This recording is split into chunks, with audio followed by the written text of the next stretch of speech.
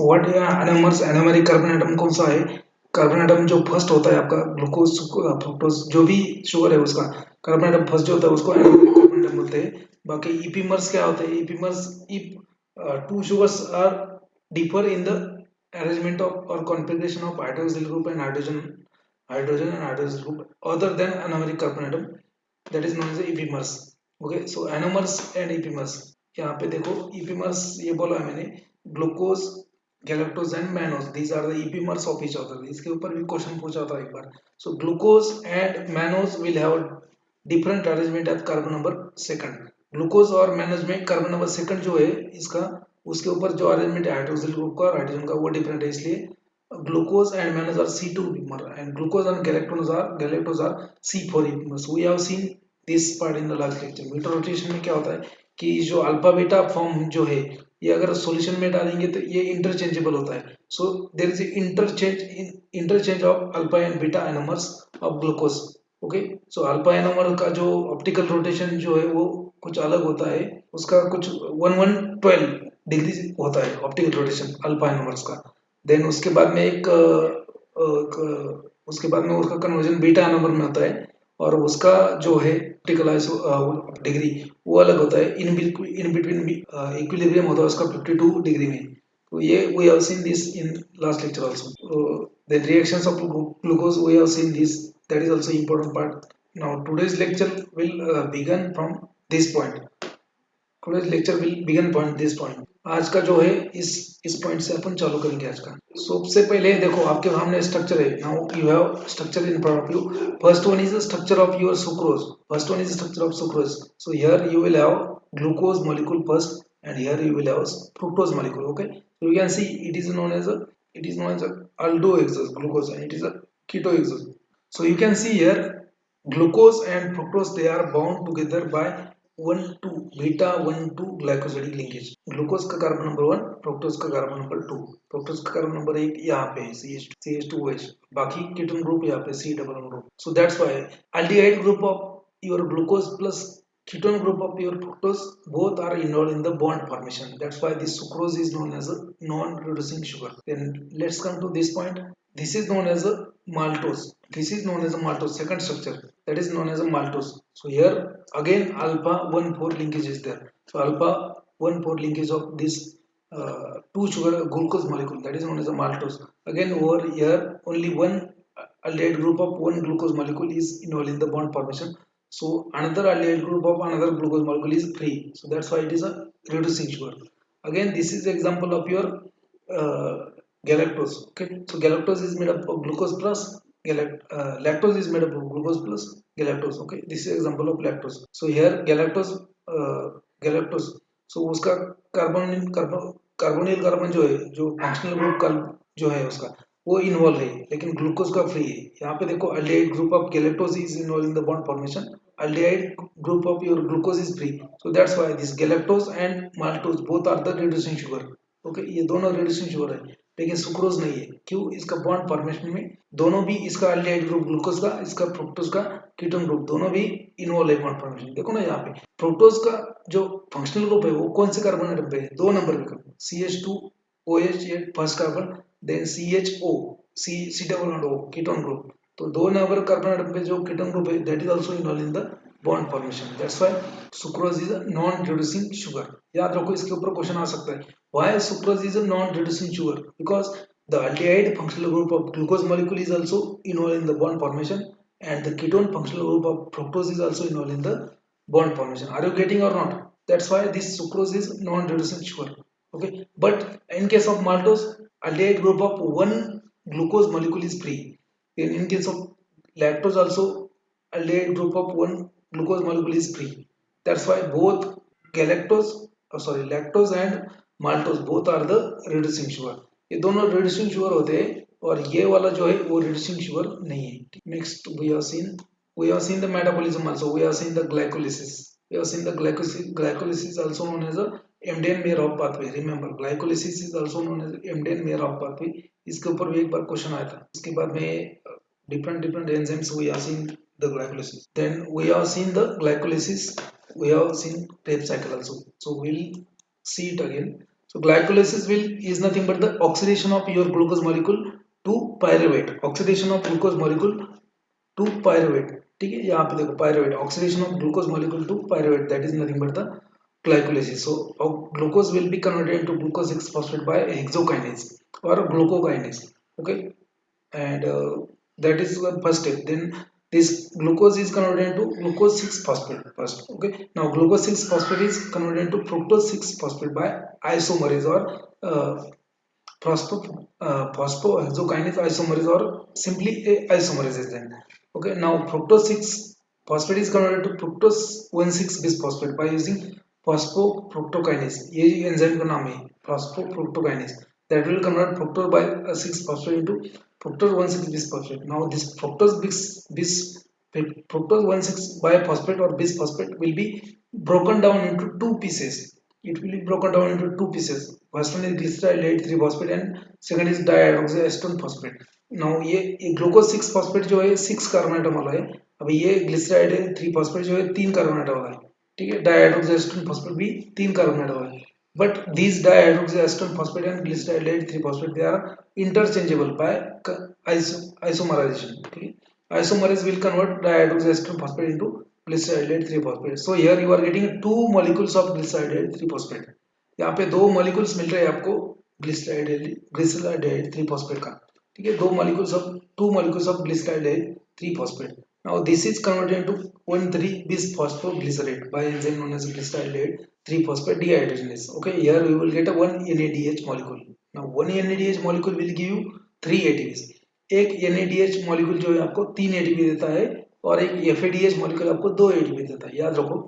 Okay, so your 1 NADH molecule will give you 3 ATPs and 1 FADH molecule will give you 2 ATPs. Okay, again this phosphoglycerate is converted into 2 phosphoglycerate. यहाँ पे भी आपको एक ATP मिलता है. Then this phosphoglycerate is converted to 2 phosphoglycerate. Again enolase will catalyze conversion of phosphoenol pyruvate from 2 phosphoglycerate.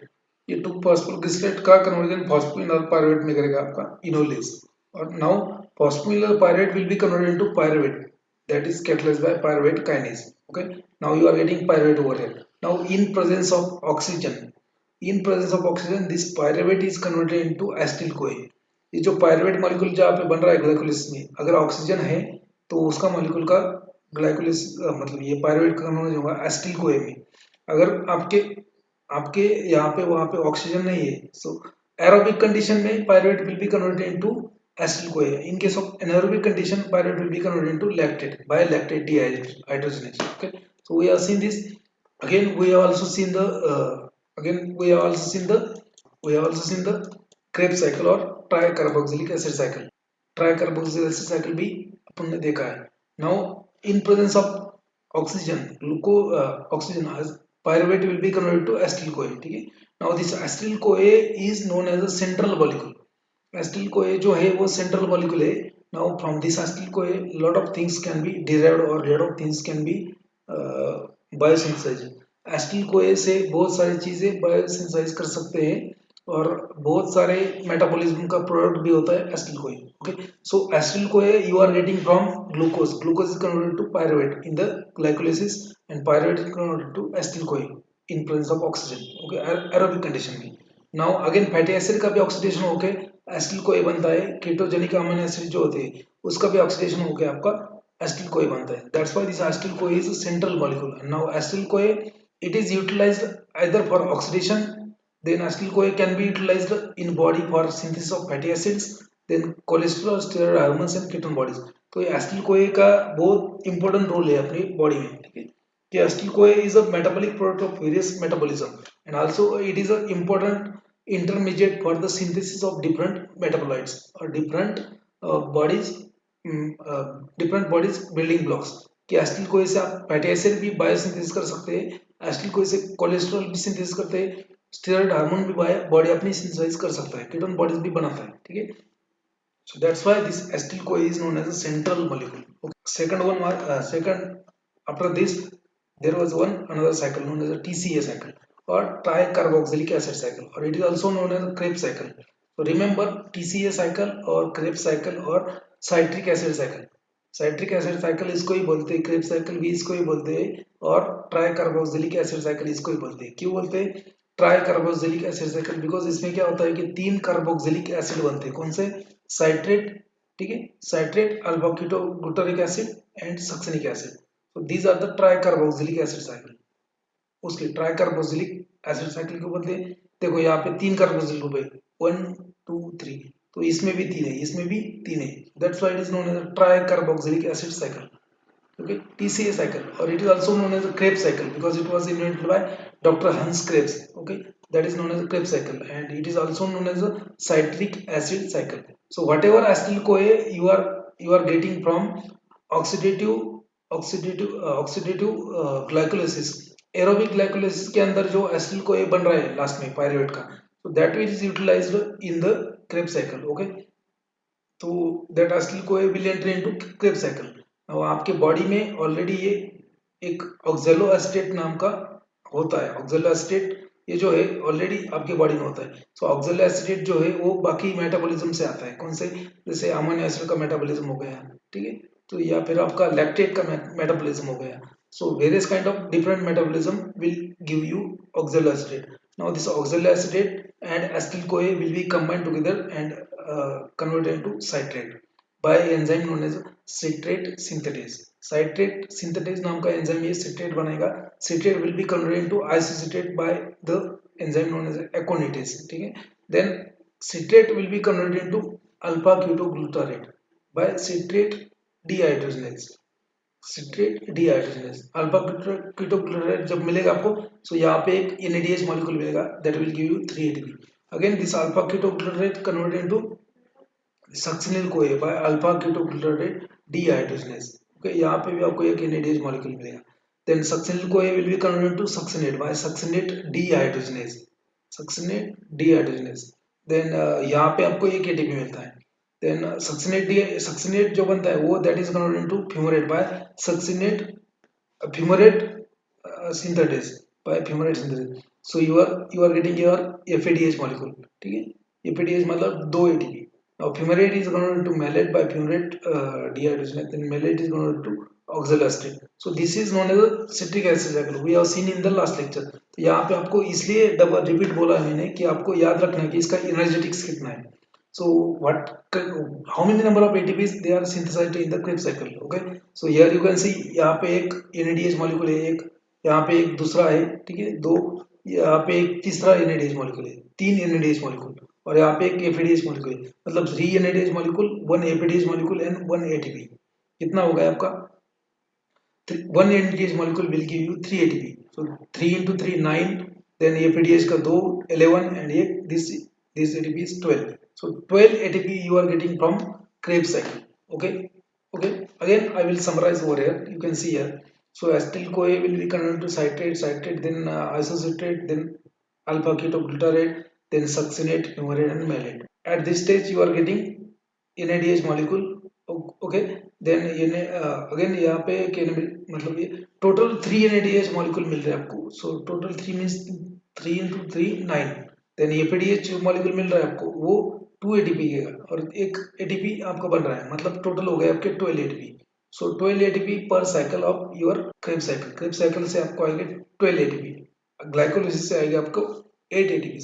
Hexose monophosphate shunt it is also known as pentose phosphate pathway, ये याद रखो आप, ये हो चुका है अपना ऑलरेडी, नहीं अगर किसी को देखना है तो प्रीवियस का लेक्चर जाके देख सकते। Now energetics of different metabolic pathway, यहाँ पे एक पॉइंट बोलना चाहूंगा, जो हेक्सोस मोनोफॉस्फेट शंट होता है या फिर पेंटोस फॉस्फेट पाथवे होता है, that is a unique pathway and where it is the only pathway where there is involvement of various kind of sugar like your trioses, then tetroses, pentoses and hexoses and heptoses, कि हेप्टोस sugar भी इसमें involve होता है hexose monophosphate shunt में, pentose sugar भी आता है इसमें, इसमें आपका हेक्सोस, पेंटोस, हेप्टोस और टेट्रोस, मतलब 4 कार्बन एटम वाला शुगर, राइबोस, उसके बाद पेंटोस राइबोस, देन हेक्सोस जैसे आपका ग्लूकोज, उसके बाद में 7 कार्बन एटम वाला sedoheptulose. So this is the only pathway where sedoheptose plus hexose plus pentose plus tetrose. So all kind of sugars are involved in the metabolism. So that is nothing but the pentose phosphate pathway or hexose monophosphate shunt. And in the very first step of this hexose monophosphate shunt, you are getting a NADPH. Okay, NADPH. And this molecule NADPH is very important for various kind of, for example, in case of WBC, phagocytosis, then RBC की integrity के लिए important है, ये देखा है आपने already. सो यहाँ पे इतना याद रखो कि ये जो पेंटोस फॉस्फेट पाथवे होता है उसमें सभी जो कार्बोहाइड्रेट है, मतलब tetroses, pentoses, hexoses and heptoses. So heptoses, hexoses, pentoses and tetroses. So four types of carbohydrates, they are involved in the metabolism in the hexose monophosphate shunt. ये इतना याद रखो. बाकी if you want to read more regarding this HMP shunt, you can read from book that is Satyanarayan, Biochemistry by Satyanarayan. Now यहाँ तक already अपने देखा है. Energetics of different metabolic pathway. Energetics आपको ग्लाइकोलिसिस से कितना मिलेगा, आपको बाकी इसमें से कितना मिलेगा. ठीक है. So glycolysis will give you 8 ATP from one glucose molecule under aerobic condition. A glucose molecule under aerobic condition in the glycolysis will give you 8 ATPs. ठीक है, 8 ATP मिलेगा आपको. उसके बाद में TCA साइकिल और सिट्रिक एसिड साइकिल में कितना मिलेगा, एरोबिक कंडीशन में आपको मिलेगा 30 ATP. ओके, 30 ATP यहाँ पे 30 ATPs मिलेगा आपको aerobic condition. So one molecule of your glucose, one molecule of glucose gives 38 ATP under aerobic condition. मतलब जहाँ पे ऑक्सीजन है ऐसी कंडीशन में 38 ATP मिलेगा आपको एक मॉलिक्यूल ऑफ ग्लूकोज से. Otherwise 2 ATPs from under anaerobic condition. तो यहाँ पे देखो 8 ATP बाय योर ग्लाइकोलिसिस, आपका जो 24 ATP रहता है, one molecule of glucose will give you 2 pyruvate molecule and one pyruvate molecule under TCA cycle will give you 12 ATP. ठीक है, तो 2 pyruvate molecule 24 ATP. ठीक है, ऐसा. and 6 ATPs will come from ETC, electron transport chain. So total 38 ATP will be there. So one molecule of glucose under aerobic condition will give you 38 ATP and under anaerobic condition will give you 2 ATPs. Okay, ये याद रखो. Now next one is different glucose transporters. How there is a utilization of glucose, how there is a absorption of glucose, how there is a transport of glucose, how there is a entry of glucose molecule in the cell.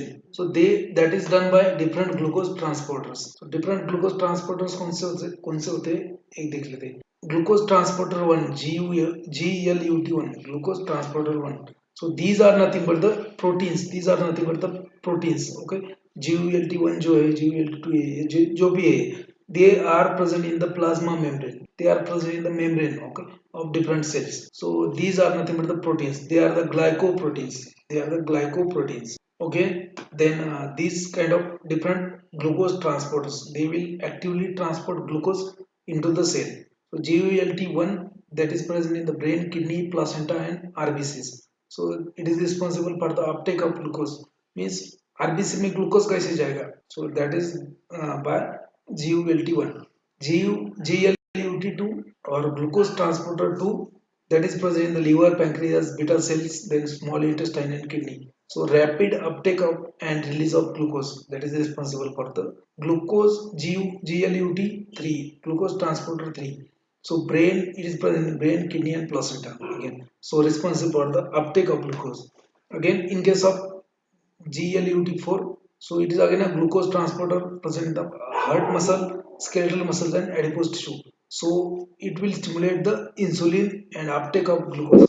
Then again GLUT5, glucose transporter 5. It is present in the small intestine and responsible for the absorption of glucose. Then sodium glucose transporter, sodium dependent glucose transporter. Okay, sodium dependent glucose transporter, SGLT. So that is present in the small intestine and kidney. And this SGLT is responsible for the absorption of glucose from small intestine. आपका जो भी digestion होता है, जो भी glucose release होता है वहां से कौन लेके जाएगा ब्लड में, ये GLT, sodium glucose transport. Okay, sodium dependent, इसके लिए सोडियम आयन लगता है. Now this can be inhibited, ये GLT कैन बी इनिबिटेड. अगर इसको इनिबिट करेंगे तो ग्लूकोज का एब्सॉर्प्शन नहीं होगा. ठीक है, सो डायबिटीज में ग्लूकोज ज्यादा होता है तो इसका इनिबिट करके कम करेंगे, मतलब एब्सॉर्प्शन कम करेंगे. Okay, so that is another part. Now next one is Glycogen storage disease. This is very important. You should know the glycogen storage disease. Actually तो कार्बोहाइड्रेट में क्या होता है कि बहुत सारे साइकिल्स है, सभी साइकिल्स इंपॉर्टेंट नहीं है जीपेट के लिए, ठीक है।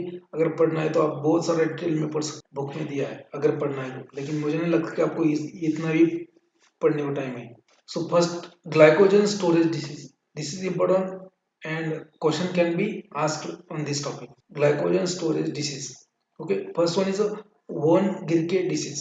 Von Gierke's disease type, it is also known as type 1 glycogenolysis. Type 1 glycogenolysis, von Gierke disease.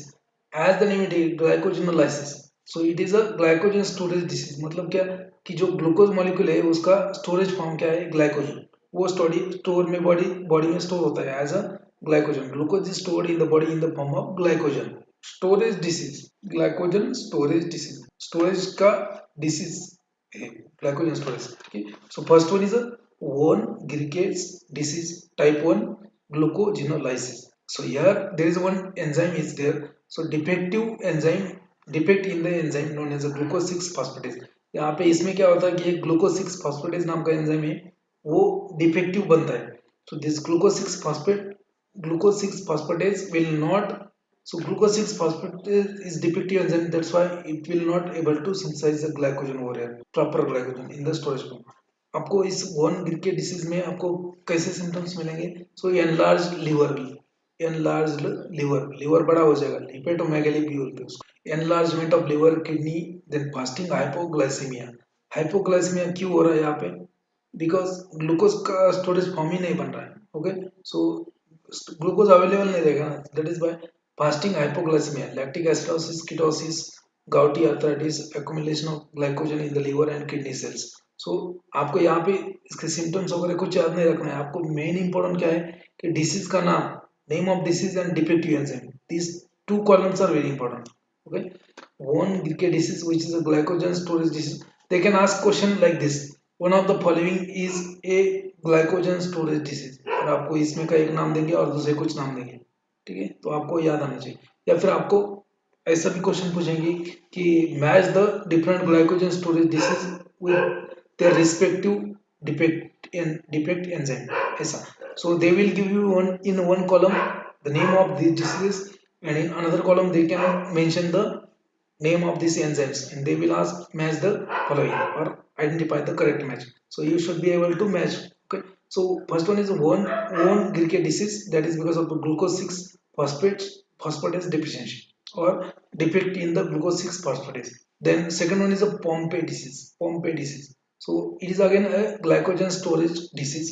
So here lysosomal 1,4 glucosidase, that is known as also known as acid maltase. ये जो lysosomes में होता है 1,4 glucosidase, एक enzyme है 1,4 glucosidase which is present in the lysosome. So lysosomal 1,4 glucosidase, also known as acid maltase. So there is a deficiency of this enzyme. So obviously glycogen will not be stored in the body. Pompe's disease. Okay, so it will result in the enlargement of heart. आपका जो जो cardiomyopathy जिसको बोलते हैं वो होगा, liver enlargement of liver, accumulation of glycogen in the lysosome, जो lysosomal part है उसमें ग्लाइकोजन एक्यूमुलेट हो जाएगा. Then heart and nervous system and liver, so glycogen will accumulate in the lysosome, heart, nervous system and liver. So that is Pompe disease. Next one is a Cory's disease, or it is also known as limit dextrinosis. Okay, or it is also known as Forbes disease. कि Cory's disease is also known as limit dextrinosis, Forbes disease, ठीक है, and it is because of the defect in the amide A16 glucosidase, which is the debranching enzyme. तो ये glycogen जब वो इसकी वजह से स्टोर ना होता, ये एंजाइम अगर प्रॉपर नहीं है तो उसको ग्लाइकोजन स्टोर नहीं होगा बॉडी में. Okay, amide 16 glucosidase, that is a debranching enzyme. Okay, then its features includes, that is the same like von Gierke disease, but it is mild one. उससे थोड़ा सा कम रहेगा सिम्टम्स, जैसे इसका सिम्टम्स है हिपेटोमेगाली, कीटोसिस, एसिडोसिस वगैरह, वही है. आपको सिर्फ इतना याद रखना है कि ये डिसीज के नाम याद रखना है और उसका एंजाइम कौन सा डिफेक्ट है, कौन सा डिफेक्टिव एंजाइम है. The next one is Anderson's disease. Anderson's disease, or it is also known as amylopectinosis. Anderson's disease or amylopectinosis. It is due to defect in the enzyme known as a glucosyl 4,6 transferase, which is known as a branching enzyme. ये डीब्रांचिंग था अमाइप A16 glucosidase, ये डीब्रांचिंग था कोरिस disease में। और अभी इसमें Anderson disease में किसका डिफेक्ट है? Glucosyl 4,6 transferase, that is a branching enzyme. So it is again a rare glycogen disease. Okay, rare disease of glycogen storage. Few branches accumulates in the liver. Okay, and because of that there is a liver cirrhosis.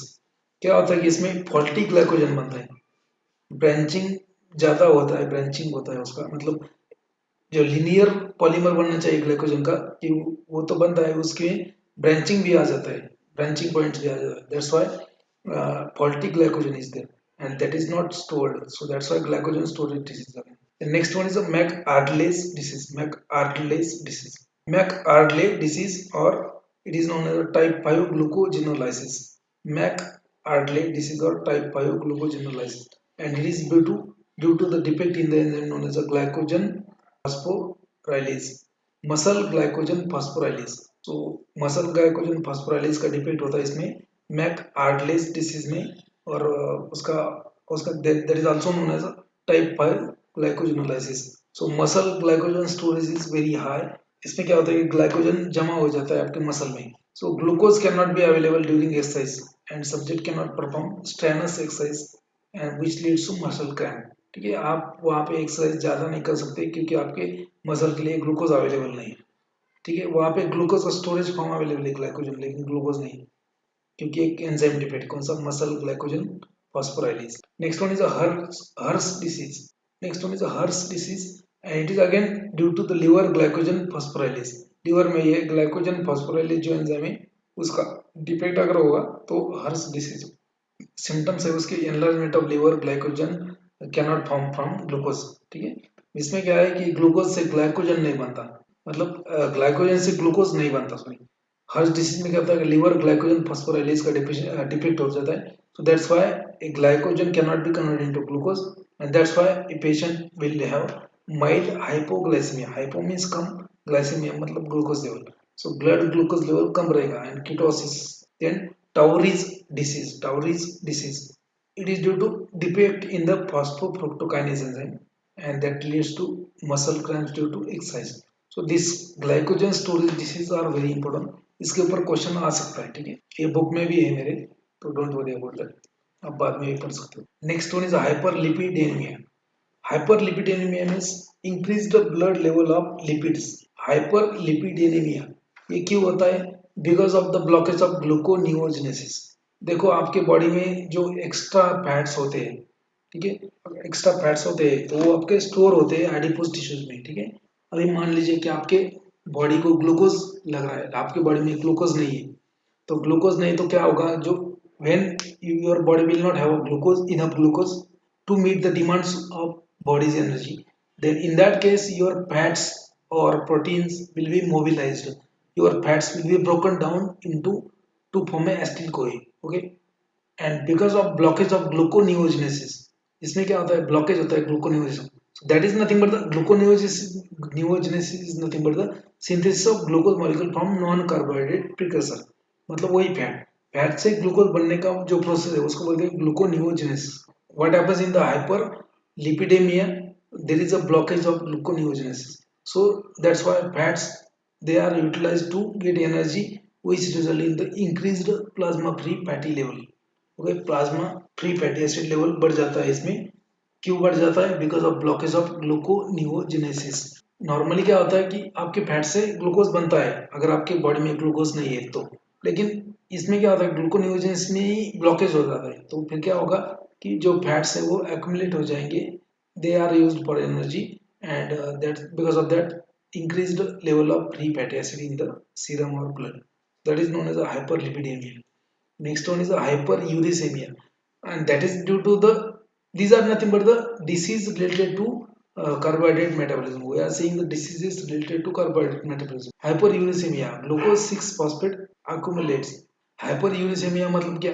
Increased uric acid level. Hyperuricaemia means increased blood uric acid level. Okay, तो glucose 6 phosphate accumulate which is delivered to HM patient, which increases the synthesis of ribose phosphate and increases the metabolism of nucleotides, which which is the which forms uric acid and deposit into joints and forms a gouty arthritis। इसका मतलब ये है कि glucose 6 जो देखो, glucose 6 phosphate अकुमुलेट्स विच, जो भी glucose 6 phosphate जो बनता है बॉडी में, that is deliver to your H M patient. एच एम पेशेंट में डिलीवर किया जाता है वो साइकिल में। एच एम पेशेंट में क्या बनता है, मैंने बोला है पहले कि एच एम पेशेंट में आपको टेट्रोजेस मिलेगा, पेंटोजेस मिलेगा, हेक्सोजेस मिलेगा, हेप्टोजेस मिलेगा। एच एम पेशेंट में क्या होता है कि राइबोज राइबोज इज मतलब pentose sugar, so synthesis of ribose phosphate takes place in the H M patient and that increases the metabolism of nucleotides। जो प्रोटीन का मेटाबॉलिज्म है वो इंक्रीज करेगा, और न्यूक्लियोटाइड्स का मेटाबॉलिक प्रोडक्ट होता है आपका uric acid. So uric acid is a metabolic product of your nucleotides. Once there is increase in the uric acid level of body, that uric acid will deposit, that uric acid will form a salt with sodium urate और calcium urate. Calcium के साथ में sodium के साथ में salt form करेगा, तो वो डिपॉजिट होता है आपके जॉइंट्स में। सो जॉइंट्स में डिपॉजिट होगा तो वहाँ पे इन्फ्लेमेशन होगा, पेन होगा, सूजन होगी, that is known as arthritis, gouty arthritis. Then next one is the fasting hypoglycaemia. It is also a glycogen storage disease due to deficiency in the enzyme, deficiency in the enzyme 6 phosphatase or glucose 6 phosphate. The next one is lactic acidosis. Glucose is not synthesized from the lactate produced in the muscle and liver, which increases the lactate level. So synthesis of glucose from lactic acid or lactate, that is known as a Cori cycle. ये मैंने previous lecture में बोला था। So synthesis of glucose from lactate is known as a Cori cycle, and due to defect in that, due to defect in that, there is a lactic acidosis. So glucose is not synthesized from lactic acid or lactate due to defect, and that's why lactic acid will accumulate in your muscle and liver, and that will cause increase in the blood lactate level, that is known as lactic acidosis। That is also due to problem in the carbohydrate metabolism। now defect in the galactose metabolism, आपका जो galactose होता है, galactose ये जो था defect in the glucose metabolism ये सब। now defect in the galactose metabolism, so galactose is nothing but the disaccharide, it is made of glucose plus lactose। okay, so defect in the galactose metabolism, अगर metabolism में इसका defect होगा तो होता है ना कि आई एम इंटॉलरेंस, दूध मुझे नहीं चलता है, दूध की एलर्जी है, that is because of galactose intolerance. Glucose intolerance होता है, फ्रुक्टोज इंटॉलरेंस होता है, बहुत सारा इंटॉलरेंस होता है आजकल तो बहुत है। Defect in the galactose metabolism, that is also known as classical galactosaemia. Classical galactosaemia, galactosaemia में मिया जहाँ भी आएगा, मिया मिया भी नहीं, ये मिया वाला मिया जहाँ पे भी आएगा, मिया मतलब increase the blood level, and रिया मतलब मिया एंड रिया दोनों बने हैं, मिया एंड रिया।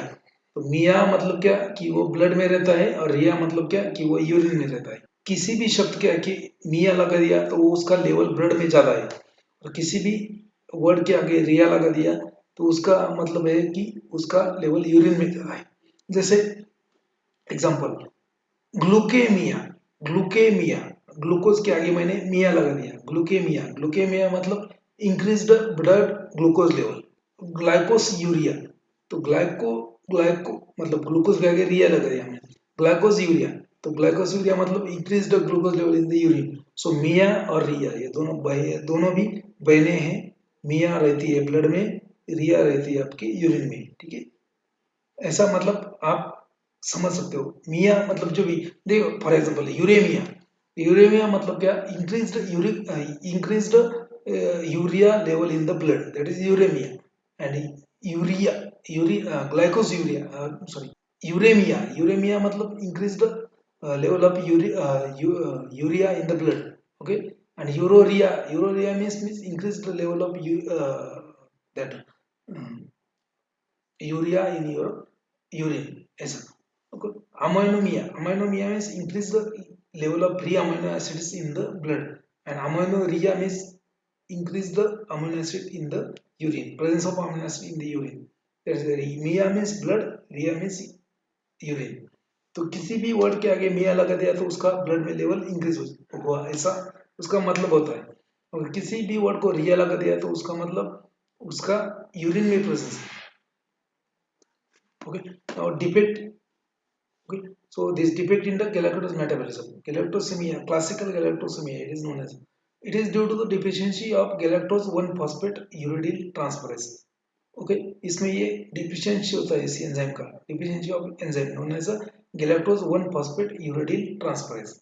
और ये जो डिफिशियंसी है that might be because of different reason. इसमें जेनेटिक रीजन भी होता है और it is a congenital disease, मतलब genetic disease in the infants जो बच्चे में होता है maximum. So inherited as a recessive disorder galactosaemia and galactosuria. देखो यहाँ पे रिया, गैलेक्टोसेमिया मतलब present increased blood galactose level, and galactosuria मतलब increased galactose in the urine. accumulated galactose is converted into galactitol. ठीक है, उसका डिहाइड्रेशन होता है बाद में, वो अलग बात है. So that is classical galactosaemia. Okay, mostly infants में होता है. देखो बच्चों को, कुछ कुछ बच्चों को दूध सूट नहीं होता, उनको दूध पिलाओगे तो उसका डायरिया हो जाता है उनको. सो that is a galactose intolerance. ठीक है, नाउ गैलेक्टोकाइनेज डेफिशिएंसी. गैलेक्टोकाइनेज डेफिशिएंसी इसका भी एक गैलेक्टोज का ही डिसऑर्डर है, गैलेक्टोकाइनेज डेफिशिएंसी. सो अगर गैलेक्टोकाइनेज का डेफिशिएंसी हो गया तो enzyme which is responsible for the phosphorylation of galactose will result in the galactosaemia and galactosuria again. तो अगर ये एंजाइम का भी डेफिशिएंसी हो गया तो आपके ब्लड में गैलेक्टोज बढ़ जाएगा या फिर यूरिन में भी गैलेक्टोज आ जाएगा. Now next one is defect in the fructose metabolism. हर एक का मेटाबॉलिज्म अलग अलग है, आप जाके बुक में पढ़ सकते हो अगर पढ़ना इंटरेस्टेड है तो. Defect in the fructose metabolism. So first one is essential fructose urea. अभी देखो फ्रुक्टोज यूरिया रिया लगा है ना यहाँ पे, आर ई है. रिया मतलब क्या, यूरिन में है. इसेंशियल फ्रुक्टोज यूरिया मतलब fructose in the urine. Okay, due to deficiency of hepatic fructokinase, due to deficiency of hepatic fructokinase, so fructose will not be metabolized in the body, and that's why fructose will appear in the urine. That is the essential fructose urea. The next one is hereditary fructose intolerance. That is due to defect in the aldolase B नाम का enzyme होता है, aldolase B. Defect in the aldolase B will cause hereditary fructose intolerance. So इसमें जो भी fruits वगैरह खाए तो उनको एलर्जी हो जाएगा. So that is a fructose intolerance. Consumption of high fructose result in the increased uric acid in the blood leading to gout. Then consumption of high fructose diet is also associated with the atherosclerosis. Then defect in the mucopolysaccharide metabolism. जो mucopolysaccharide होता है जैसे आपका बोला तो मैंने कॉन्ड्राइड sulphate वगैरह. सो उसमें भी दो तीन disease that are not much important. Hurler और Hunter disease, that is due to deficiency of iduronase and iduronate sulphate. Iduronate sulphate और इडुरोनेज ये नाम का एंजाइम होता है. Iduronase is the defective enzyme that will result in the Hurler or Hunter disease, and these are nothing but the defect in the mucopolysaccharide metabolism. Now next one is a, this is very important, this slide is very important. इसके ऊपर already question आ चुका है. I have summarized over here. Sweetness index. What do you mean by sweetness index? Sweetness index किसको बोलेंगे? Okay, now sweetness index means relative sweetness of sugar as compared to sucrose. So it is assigned to other sugars with respect to sweetness level of the sucrose. Sucrose कितना sweet है, आपका sugar जो है, आप normal जो sugar खाते हो that is a sucrose. वो उसका एक उसका स्केल पे उसको नंबर दिया जाता है 1. स्वीटनेस वैल्यू उसका 1 है. सुक्रोज का स्वीटनेस वैल्यू कितना है 1. So relative sweetness and other sweetness of other sugars are expressed in the relation with the sucrose in relative to sucrose, that is known as sweetness index. So sweetness of sugar relative to the sucrose, that is known as the sweetness index. Okay, now this is very important again. हर एक sugar कितना sweet है वो आप कैसे मालूम करोगे, मतलब sweet लगा मतलब स्वीट है बस उतना ही नहीं. हर एक शुगर स्वीट कितना है उसके उसका कुछ प्रमाण होता है. वो प्रमाण क्या है, वो कंपेयर करते हैं सुक्रोज से. ठीक है, sweetness. So sucrose is given as number 1. Okay, now ठीक है. So lactose, sweetness of lactose, relative sweetness of lactose is 0.16. मतलब क्या 1 से क्या है कम है. मतलब ये सुक्रोज से कम कम स्वीट है। कौन? लैक्टोज। सुक्रोज से अगेन रेफेनॉज जो शुगर है वो भी सुक्रोज से कम स्वीट है, because its value is 0.20। Sucrose को कितना है? 1। तो ये भी कम स्वीट है। डी गैलेक्टोज जो है उसका वैल्यू है 0.32, वो भी कम स्वीट है as compare to sucrose. Maltose जो है, माल्टोज का कितना है वैल्यू? 0.32। ये भी आपके सुक्रोज से कम स्वीट है, मतलब जो शुगर है आपका टेबल शुगर उससे कम सुक्रोज है, कम स्वीट है। डी जाइलोज वो भी क्या है? उससे भी सुक्रोज से भी कम स्वीट है। इसके ऊपर कभी क्वेश्चन नहीं आया, ठीक है? जहाँ पे आया है मैं बोलता हूँ आपको, डोंट वरी, ठीक है? अभी ग्लाइकोल, ग्लाइकोल जो है, ग्लाइकोल भी ले आओ, रिलेटिव स्वीटनेस ऑफ 0.50, मतलब it is almost half half of that sucrose. Sucrose जितना स्वीट है आपका, शुगर जितना स्वीट है उससे आधा स्वीट क्या है? Glycol. Then D glucose, D glucose has a sweetness, relative sweetness of 0.75। आपको लगेगा ग्लूकोज सबसे स्वीट है, नहीं, glucose is much less sweet than sucrose. Sucrose का स्वीटनेस कितना है? 1। It is given as a 1। Then invert sugar, invert sugar मतलब जैसे फॉर एग्जांपल हनी, ठीक है? हनी जो है that is nothing but the invert sugar, ठीक है? इनवर्ट शुगर का कितना है स्वीटनेस वैल्यू? 1.23। मतलब ये इनवर्ट शुगर जो होता है वो सुक्रोज से ज्यादा स्वीट होता है। Invert sugar is more sweeter than sucrose. Now D fructose, D fructose has a sweetness value, relative sweetness value 1.73। That means D fructose is also sweeter than sucrose. ये D fructose जो है वो भी sucrose से sweet है, ठीक है? Now next one is artificial sweeteners. ये नीचे वाले जो है, जो आर्टिफिशियल स्वीटनर्स है, ये सब शुगर से है, ठीक है? तो ये वाले जो शुगर से वो सब सुक्रोज से कम स्वीट है, ठीक है? और ये दो जो है इनवर्ट शुगर, फ्रुक्टोज, ये दोनों सुक्रोज से ज्यादा स्वीट है। नाउ आर्टिफिशियल स्वीटनर, सुक्रिय सुक्रिल sodium, sucrallyl sodium, sucrallyl sodium, that is an artificial sweetener known as a sucrallyl sodium. It has a sweetness, relative sweetness of 30। मतलब ये it is a 30 times more sweet than sucrose। कौन? sucrallyl sodium 30 times more than, 30 times more sweeter than sucrose। And aspartame, aspartame is a again synthetic sweetener। it is a combination of amine sugar and amine acid, aspartame। It is around 180 times more sweeter than sucrose, ठीक है? याद रखो, important है, 180 times। Then acesulfame K, acesulfame K, that is also an artificial sweetener, that is a 200 times more sweeter than sucrose। Then stevia extract, stevia extract is 300 times sweeter than sucrose. ये stevia extract मतलब क्या? स्टेवियोसाइड्स, इसमें जो एक plant होता है stevia, stevia plant होता है, तो उसका वो स्वीट प्लांट होता है, तो उसका जो एक्सट्रैक्ट है that is 300 more sweeter, 300 times more sweeter then your sucrose, ठीक है? तो इससे भी ज्यादा स्वीट होता है स्वीटिया एक्सट्रैक्ट। स्वीटियोसाइड्स होता है उसमें active constituents. Now next one is saccharin, saccharin और सोडियम सैकरिन। इसके ऊपर जीपैट 20 में एज इट इज क्वेश्चन आया था। जीपैट 2021 में सोडियम सैकरिन के ऊपर एज इट इज क्वेश्चन आया था। तो रिलेटिव पहला ही क्वेश्चन था, first question was what is the relative sweetness of sodium saccharin, and option में था ये 500 to 400 to 500, that was the answer। okay, so relative sweetness of saccharin as compared to sucrose is 400 to 500 times, means saccharin sodium or sodium saccharin is of 400 to 500 times more sweeter than your sucrose, ठीक है? इसके ऊपर एक GPAT 21 में question आया, इसके ऊपर भी आ चुका है एस्पार्टेम के ऊपर। another there is another one known as a neohesperidine and dihydrochalcone, neohesperidine and dihydrochalcone, these are also artificial sweetener of plant origin। they are 1000 times more sweeter than sucrose।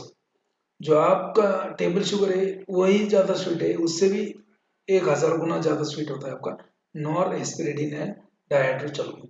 Then another sweetener is there, monilin, monilin is 200 times more sweeter than sucrose। तो ये कौन सा sugar sucrose से sweet है, कौन सा नहीं है, और कितना स्वीट है, दैट इज इंपॉर्टेंट। इसके ऊपर जीपैट 21 में क्वेश्चन आया था, relative sweetness of sodium saccharin, और इसके एस्पार्टम के ऊपर भी क्वेश्चन आया था। आर यू गेटिंग और not? okay, so this was all about your carbohydrates। we have seen each and everything about the carbohydrates। उसका मेटाबॉलिज्म क्या होता है, एनोमेरिज्म क्या होता है। देखो इसके ऊपर क्वेश्चन कहाँ कहाँ पे आता है, ऑलरेडी मैंने बोला है, ठीक है? ठीक है। एक तो आपको एनोमर्स क्या होता है, ईपीमर्स क्या होता है, वो उसके ऊपर क्वेश्चन आता है। सो C4 एनोमर, C4 ईपीमर्स, C2 ईपीमर्स क्या होता है, जैसे मैनोज, ग्लूकोज, गैलेक्टोज, उसके ऊपर एक बार क्वेश्चन आ चुका है। ठीक है। देन एनोमेरिक एनोमेरिज्म के ऊपर जीपेट 20 में क्वेश्चन आ चुका है। ठीक है। उसके बाद में ये जो है ट्राइजेस्ट्रेस, ये तो सिंपल है, आपको आना चाहिए। इसमें क्वेश्चन आ भी गया तो ये एकदम सिंपल है। कीटो एक्सोज कौन है? Keto hexose is nothing but your fructose, बाकी सब अल्डोजेस होते हैं। कीटो एक्सोज में क्या है, कीटोन ग्रुप होगा, अल्डोजेस में अल्डेहाइड ग्रुप। उसके बाद में आपका सुक्रोज में क्या है फ्रुक्टोज ग्लूकोज, लैक्टोज में क्या है गैलेक्टोज प्लस ग्लूकोज, मैनोज में क्या, माल्टोज में क्या है ग्लूकोज प्लस ग्लूकोज। ठीक है, ऐसा ये इंपॉर्टेंट है। ठीक है। इसमें sucrose is a non reducing sugar, sucrose क्या है नॉन रिड्यूसिंग, लैक्टोज माल्टोज और बाकी जो है वो रिड्यूसिंग है। उसके बाद में होमोपॉलीसेकेराइड का एग्जांपल क्या है, हेट्रोपॉलीसेकेराइड का एग्जांपल क्या है। ठीक है। म्यूकोपॉलीसेकेराइड क्या होता है। देन ये जो रिएक्शंस हमने फर्स्ट लेक्चर में लिए थे, ऑक्सीडेशन रिडक्शन, ओसेजन फॉर्मेशन, ये इंपॉर्टेंट है। ग्लूकोनिक एसिड का कब बनता है, ग्लूको यूरोनिक एसिड कब बनता है, ग्लूकोरिक एसिड ग्लूकोसैकरिक एसिड कब बनता है, वो एक इंपॉर्टेंट है। उसके बाद में ये जो टेस्ट है, Molisch test, Benedict test, Barfoed test, Seliwanoff test, फाल्गर टेस्ट, ऑसेडोन टेस्ट, ये सब इंपॉर्टेंट। ठीक है।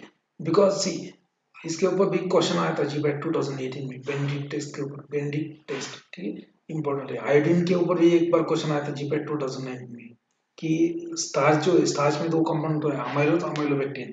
तो अमाइलोज आपका जो है वो ब्लैक कलर देता है या फिर ब्लू ब्लू कलर देता है आयोडीन के साथ में।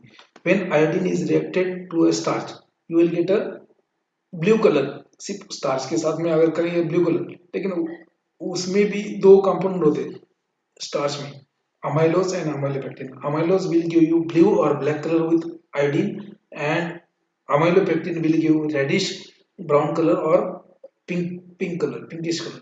ये जीपैट 20 में क्वेश्चन आया था। उसके बाद में आपको और क्या इंपॉर्टेंट है, ठीक है, टाइप्स ऑफ ओसेजोन, कि देखो यहाँ पे glucose, fructose and mannose, glucose, fructose, mannose जो है वो सेम टाइप ऑफ क्रिस्टल्स देते हैं, that is needle shaped crystal. So glucose, fructose and mannose, all these will give same type of oxidation. Then your lactose will give you pup or flower shaped oxidation. Then your maltose will give you sunflower shaped oxidation. ये एक important है। उसके बाद में क्या important है, बाकी glycolysis का, what is synonym of glycolysis, उसमें रिवर्सिबल स्टेप्स कौन से, इरिवर्सिबल स्टेप्स कौन से, ये इंपॉर्टेंट है। उसका एनर्जेटिक्स इंपॉर्टेंट है, कितने ऑक्सीजन कितने एटीपी बनते हैं वो इंपॉर्टेंट है। सेम आपका इसके क्रेब साइकिल का भी वैसे ही इंपॉर्टेंट है। डिसीजेस इंपॉर्टेंट है, ग्लाइकोजन स्टोरेज डिसीज। ठीक है, ग्लाइकोजन स्टोरेज डिसीज कौन से है, उसका एंजाइम रिपीट कौन सा है। बाद में इसका depict in the galactose metabolism, depict in the fructose metabolism, ये एक दो पॉइंट इंपॉर्टेंट है। और बाकी ये लास्ट वाला स्लाइड स्वीटनेस इंडेक्स, इसका इसके ऊपर भी क्वेश्चन दो बार आ चुका है। ठीक है, so this was all about today's lecture. So tomorrow we'll see coagulant and anticoagulant. We have already completed the blood में ऑलरेडी 2 या 3 लेक्चर हो चुके हैं। उसके बाद का जो पार्ट है फार्माकोलॉजी में आता है। पहले अपन क्या करेंगे कि ऐसे ही ले लेंगे कि first chapter will be taken by from anatomy physiology, कि एनाटॉम फिजियोलॉजी में कौन सा चैप्टर है ब्लड, उसके ऊपर कौन से टॉपिक है, ब्लड के ऊपर ही आपका कोएगुलेंट है, ब्लड के ऊपर ही आपका एंटीकोएगुलेंट है, ब्लड के ऊपर ही आपका प्लाज्मा एक्सपांडर्स है। So these topics from pharmacology will be covered after the blood जैसे ही खत्म, उसके ऊपर जितने भी टॉपिक है वो ले लेंगे। जैसे कार्डियोवास्कुलर सिस्टम खत्म, उसके ऊपर जो भी anti hypertensive, anti arrhythmic, anti anginal, congestive cardiac failure, वो ले लेंगे। जैसे ही आपका यूरिनरी सिस्टम हो गया तो उसके ऊपर कौन सा टॉपिक है, डायूरेटिक्स एंड एंटी डायूरेटिक्स, तो वो ले लेंगे। वैसे उसी टाइम पे जैसे स्केलेटन सिस्टम खत्म हो गया आपका, तो उसके ऊपर क्या है, कुछ भी analgesic, antipyretic and steroidal anti inflammatory. उसके बाद में आपका नार्कोटिक एनाल्जेसिक, वो टॉपिक ले लेंगे। जीआईटी गैस्ट्रोइंटेस्टाइनल सिस्टम हो गया, तो उसके ऊपर फार्माकोलॉजी में कौन सा टॉपिक है आपके, उसके ऊपर आता है आपका anti diarrheal agent, then antacids, then prokinetics, anti emetics, तो वो चैप्टर ले लेंगे। जैसे रेस्पिरेटरी हो गया आपका सिस्टम एनाटॉम फिजियोलॉजी में से, उसके ऊपर कौन से क्वेश्चन, कौन से टॉपिक आते हैं फार्माकोलॉजी में, सेम जैसे आपका एंटी एस्थमेटिक ड्रग हो गया, ठीक है, तो वो ले लेंगे। इस तरीके से अपन लेने वाले tomorrow only for those who have already joined our classes.